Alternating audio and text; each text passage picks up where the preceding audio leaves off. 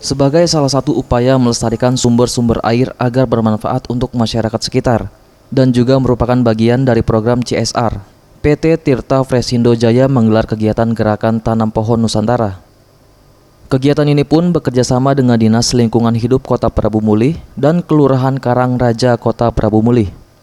Dalam kegiatan ini, PT Tirta Fresindo menyerahkan 3.000 pohon kepada Dinas Lingkungan Hidup Kota Prabu Mulih, yang nantinya akan ditanam di beberapa lokasi di sepanjang Sungai Kelekar, kawasan Islamic Center Prabu Mulih, kolam retensi Kelurahan Karangraja, serta akan ditanam di pemukiman perumahan komunitas penyapu jalan.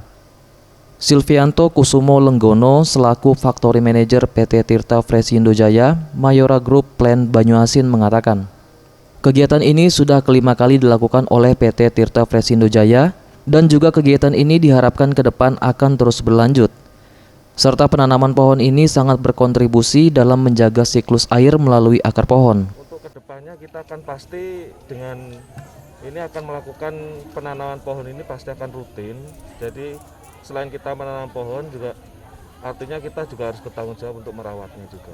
Jadi kedepannya pasti akan setelah banyak pohon yang akan kita tanam dan akan kita lestarikan sumber air yang ada di khususnya di daerah Prabu Mulih ini.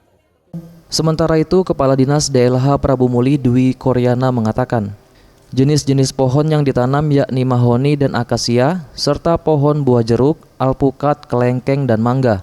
Selain meningkatkan penghijauan, diharapkan penanaman ini ke depan dapat menjadi daerah tujuan wisata.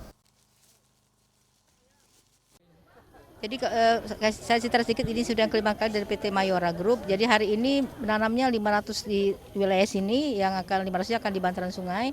Tujuannya tadi karena ini lokasinya bagus untuk pariwisata, ada kolam retensi, selain untuk menurunkan banjir, di sini nanti akan menggiatkan ekonomi masyarakat di Kelurahan Karangraja ini. Ya, jadi harapannya seperti yang nanti di sini dari rumah komunitas, diharapkan di rumah komunitas kan ada sekitar 250 rumah. Dan itu hanya satu-satunya di Indonesia dan akan diresmikan oleh Menteri PU. Diharapkan nanti di sana kan ada penanaman pohon alpukat. Jadi diharapkan orang akan nyari alpukat itu di sana. Jadi selain meningkatkan ekonomi keluarga, juga penghijauannya jalan dan lingkungan terlestari. Tim Liputan Sriwijaya TV.